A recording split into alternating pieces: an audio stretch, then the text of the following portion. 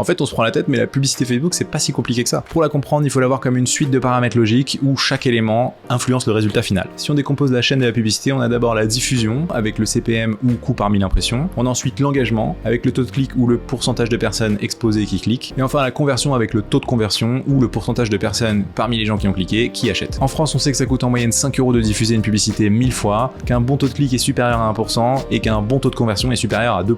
Sur cette base, on peut donc estimer qu'avec 100 € de budget, on a 20 000 impressions, 400 clics et 4 ventes. Et quand on sait ça, c'est beaucoup plus simple de calculer sa rentabilité. Pour ça, il suffit d'ajouter son panier moyen et on obtient ce qu'on appelle le ROAS ou retour sur investissement publicitaire. Par exemple, si ton panier moyen est de 100 € et qu'avec 100 € de budget, tu fais 4 ventes, tu génères donc 400 € de chiffre d'affaires, donc un retour sur investissement publicitaire de 4. Et si ton panier moyen est de 200 €, avec le même budget, tu génères toujours 4 ventes, mais cette fois 800 € de chiffre d'affaires et donc un retour sur investissement publicitaire de 8. La bonne nouvelle, c'est qu'on peut jouer sur chacun de ces éléments pour optimiser ses résultats. Et plus on s'intéresse à ces indicateurs individuellement, plus